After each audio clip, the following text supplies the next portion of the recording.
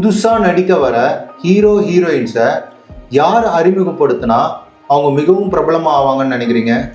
அதாவது இதில் வந்து பல வகைகள் இருக்குது. பிரபல இயக்குநர்கள், தயாரிப்பு நிறுவனங்கள் அறிமுகப்படுத்தக்கூடிய ஹீரோஸு, அப்புறம் அந்த வாரிசு நடிகர்கள் அப்படின்னு சொல்லக்கூடிய அடுத்த கேட்டகரி.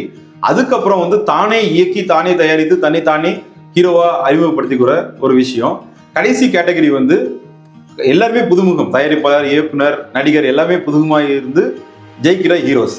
இந்த மாதிரி 4 பிரிவினையாக நம்ம பிரித்து பார்க்கும்போது பிரபல இயக்குநர்கள், பிரபல தயாரிப்பாளர்கள் அறிமுகப்படுத்துறாங்க இல்லையா, அவங்களோட எண்ணிக்கை அதிகமாக இருக்கு, வெற்றி வாய்ப்பும் அதிகமாக இருக்கு. இப்போ வாரிசு நடிகர்களுக்கு வந்து பார்த்தீங்கன்னா வெற்றி வாய்ப்பு இதுவரையில் ரொம்ப கம்மியாக இருக்கு. ஒருத்தர் 2 பேர் தான் பெரிய அளவில் வந்திருக்காங்க.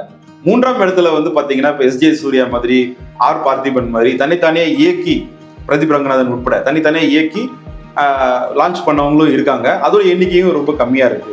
கடைசி கேட்டகரி வந்து பார்த்தீங்கன்னா இப்போ சிவகார்த்திகேயன் மாதிரி, விஜய் சேதுபதி மாதிரி முற்றிலும் புது டீமோட சேர்ந்து ஹீரோவா அறிமுகம் ஆனவங்க, இவங்களோட எண்ணிக்கையும் வந்து ரொம்ப கம்மியாக இருக்கு.